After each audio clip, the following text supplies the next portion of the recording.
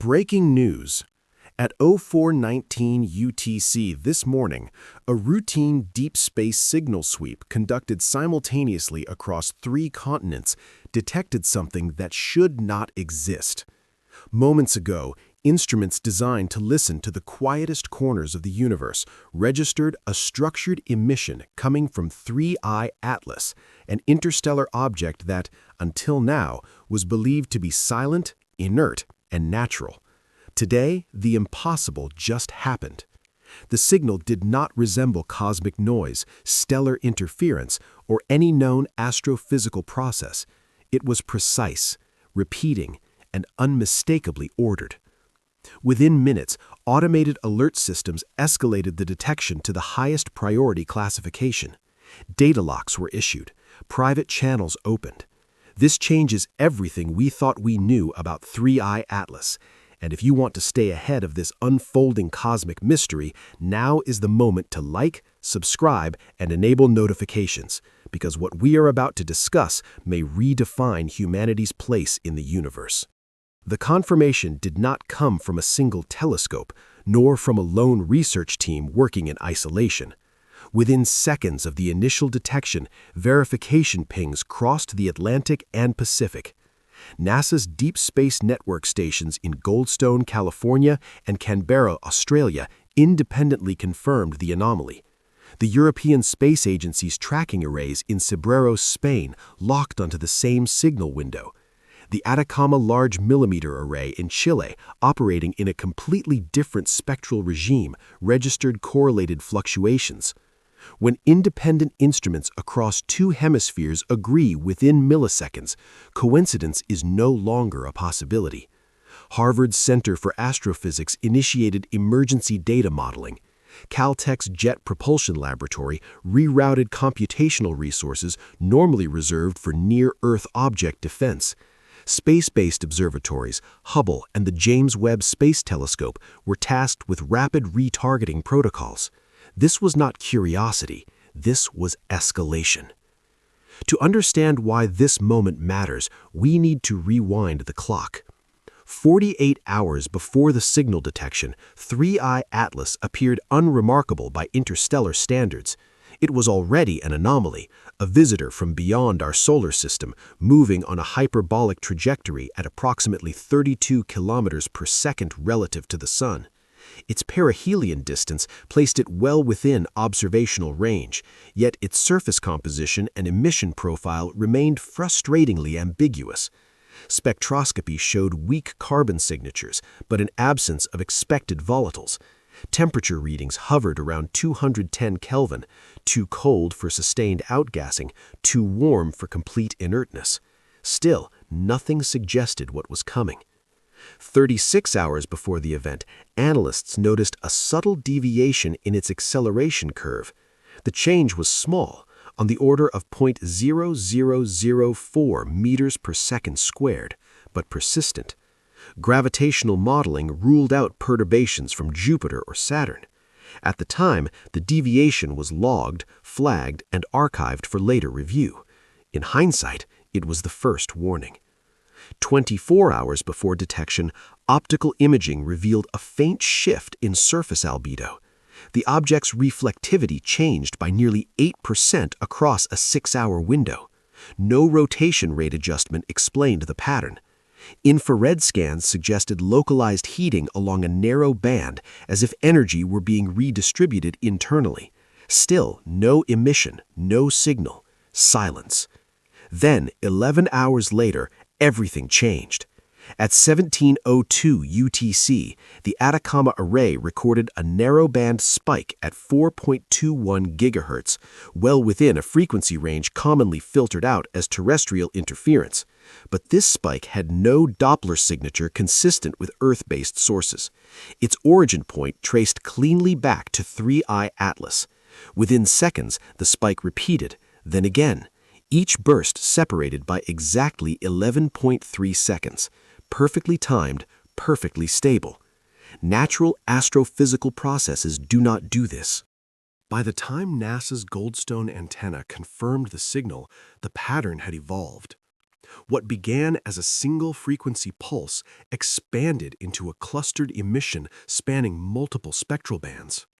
The pulses followed a numerical sequence, intervals increasing by prime numbers: 2 seconds, 3, 5, 7, 11, 13. This was no longer noise. This was structure. I remember staring at the live data feed as the realization settled in. The room went quiet. No one spoke. Because if this pattern held, it would mean that 3I Atlas was not merely emitting energy, it was encoding information. Within the next 2 hours, an international task force assembled virtually. Dr. Elena Markovich of ESA's Advanced Signal Division argued for a natural maser phenomenon amplified by an unusual geometry. Dr. Thomas Reed at Caltech disagreed, pointing out that masers cannot produce prime-based temporal spacing without an external modulator. Spectral analysis revealed phase coherence exceeding 99.97%, an impossibility for stochastic cosmic sources. Computational simulations ran continuously, modeling every known astrophysical explanation. None fit. Then came the second anomaly. At 22:41 UTC, one segment of the signal vanished. Not faded, not attenuated, gone. Simultaneously, a secondary emission appeared at a harmonic frequency, offset by precisely 1.618, a ratio known mathematically as the golden mean. This was no longer random behavior, this was adaptive. This was the moment we stopped using the word object, one internal memo read. NASA initiated encrypted communications with ESA. Data classification levels were raised. Observational control shifted from public science channels to restricted networks. Meanwhile, Hubble's optical feed showed a faint geometric shadow crossing the surface of 3I Atlas, an angular feature inconsistent with natural erosion. JWST's infrared sensors detected internal temperature gradients forming symmetrical patterns, as if energy were being routed deliberately. Two hypotheses emerged. The first, the mainstream explanation, argued that 3I Atlas was a rare but natural interstellar fragment composed of exotic materials. Under this model, its signal emissions were the result of piezoelectric effects induced by solar tidal forces. Complex, yes, but not impossible. Nature, after all, has surprised us before. The second hypothesis was harder to dismiss and harder to accept. Under this interpretation, 3I Atlas was not passively reacting to its environment, it was responding, adjusting, optimizing. The signal patterns were not random outputs, but controlled transmissions. The energy budget required to maintain such coherence exceeded what any known natural process could sustain without rapid decay, yet the signal grew stronger. Then came the escalation. At 0312 UTC, a synchronized pulse was detected simultaneously across radio, microwave, and infrared bands. The emissions aligned with Earth's orbital plane, not directly, but geometrically referenced. Gravitational sensors recorded a nanotesla scale fluctuation in Earth's magnetosphere seconds later. Satellites in low Earth orbit experienced brief orientation glitches. In the southern hemisphere, long-range radio communications reported momentary blackouts. No damage, no catastrophe, just acknowledgement. Control rooms across the world were silent. Governments issued no statements. Agencies declined comment. Internally, however, the language shifted. Words like passive observation disappeared from reports, replaced by interaction potential. In the hours that followed, 3I Atlas reduced its signal output. The prime number sequence stopped. The object returned to silence. But its trajectory changed by a fraction of a degree, enough to matter, enough to be deliberate.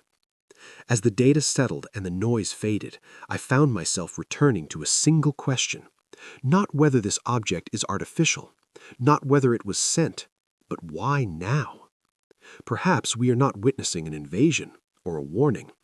Maybe we are witnessing a test, a probe that waited until a civilization developed the tools to listen before choosing to speak. The universe has been quiet for a very long time. Today, for the first time, it may have noticed us noticing it. And if that is true, then this story is far from over. Because the final data packet received just 60 seconds ago contained one last anomaly, a modulation pattern that does not repeat, that does not resolve, that remains unfinished. What happens when the signal completes? Subscribe to follow the next update, because whatever 3i Atlas is, it is no longer just passing through.